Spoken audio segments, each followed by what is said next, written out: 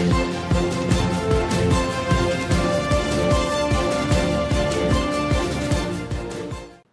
Sobat Trader, selamat datang di DDMax Forex Insight, tempat di mana kita membahas peluang terbaik di pasar Forex setiap minggunya. Saya Anissa, host Anda kali ini, dan telah hadir bersama kita Miss Kania, seorang trader sekaligus analis profesional dari DDMax. Dan kita bakal kupas tuntas bagaimana dampak berita-berita ini terhadap market.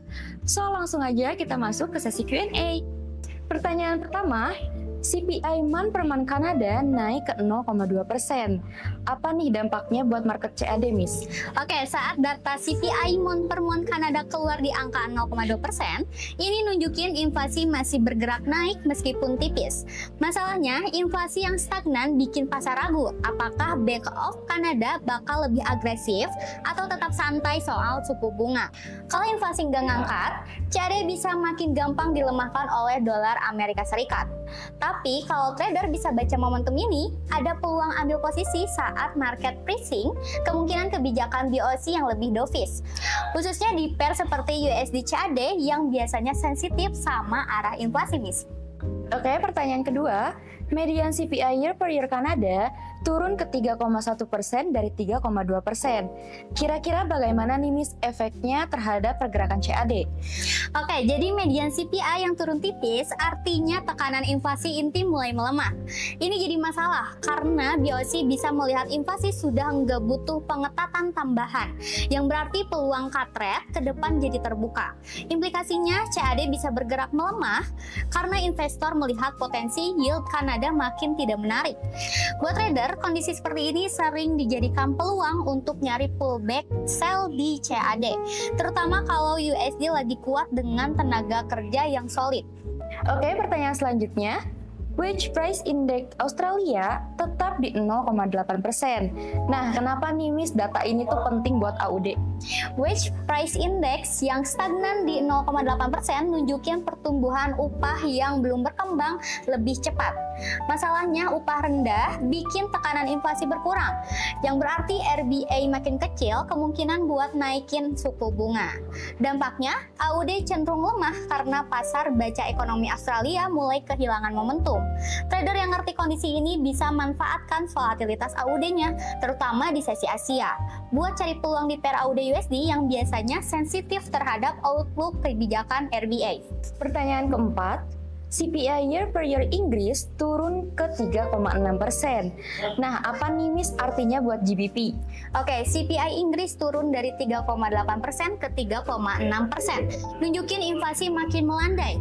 Masalahnya tekanan harga yang turun bikin Bank of England bisa mulai mempertimbangkan penurunan suku bunganya lebih cepat.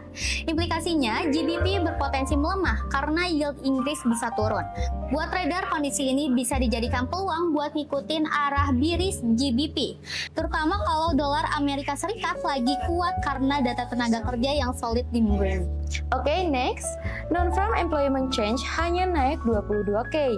Nah, apakah ini tuh buruk untuk USD, Miss? Oke, angka 22K jauh lebih kecil dari kondisi normal pasar tenaga kerja Amerika Serikat. Jadi nunjukin hiring sedikit melambat. Masalahnya kalau tenaga kerja lemah, the Fed bisa makin condong ke arah pelonggaran kebijakan. Implikasinya USD bisa mengalami tekanan, terutama kalau data lain seperti CPI ikut melemah. Namun perlambatan ini juga bikin market jadi lebih volatil karena investor menebak-nebak arah suku bunga. Trader bisa memanfaatkan retracement di pair seperti Euro USD atau GBP USD. Oke, pertanyaan keenam. Tingkat pengangguran Amerika Serikat tetap di 4,3%. Apakah ini berarti sinyal positif, Miss? Oke, di angka 4,3% sebenarnya stabil ya, tapi bukan berarti bagus sepenuhnya. Masalahnya, angka pengangguran stabil di level tinggi dibanding beberapa bulan sebelumnya. Nunjukin pasar kerja belum pulih. Implikasinya, kalau kondisi berlanjut, The Fed bisa semakin yakin untuk mulai menurunkan suku bunga demi mendorong ekonomi. Trader yang cermat bisa lihat kondisi ini sebagai peluang buat memanfaatkan potensi pelemahan USD, terutama setelah rilis data tenaga kerja lemah lainnya. Pertanyaan selanjutnya, flash manufacturing PMI Inggris turun tipis ke 49,3. Kira-kira apa nih dampaknya, Miss? Oke, untuk PMI di 49,3 masih di bawah 50 ya, Miss. Artinya sektor manufaktur Inggris masih kontraksi. Masalahnya kontraksi berkelanjutan nunjukin aktivitas ekonomi lagi lesu nih. Implikasinya GBP bisa mendapat tekanan karena pasar baca ekonomi Inggris belum pulih.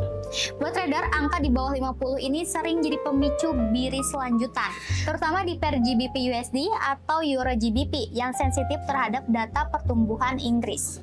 Oke, pertanyaan terakhir. Flash Manufacturing PMI Amerika Serikat naik ke 52,5%. Apakah ini dorongan positif untuk USD, Miss? Oke, PMI Manufaktur Amerika Serikat naik ke 52,5. Dan ini artinya poin penting karena PMI di atas 50 berarti ekspansi.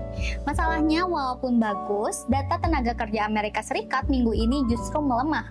Implikasinya market bisa terbelah antara optimisme sektor manufaktur dan kekhawatiran pasar tenaga kerja. Biasanya kombinasi data seperti ini bikin USD volatil. Trader bisa memanfaatkan volatilitas tersebut buat cari peluang scalping atau intraday di dolar index atau pair mayor seperti USD JPY. So, itu tadi kesimpulan dari pembahasan kita kali ini. Semoga dari apa yang sudah kita sampaikan bisa bermanfaat untuk plan trading Bapak Ibu di minggu ini. So, happy trading!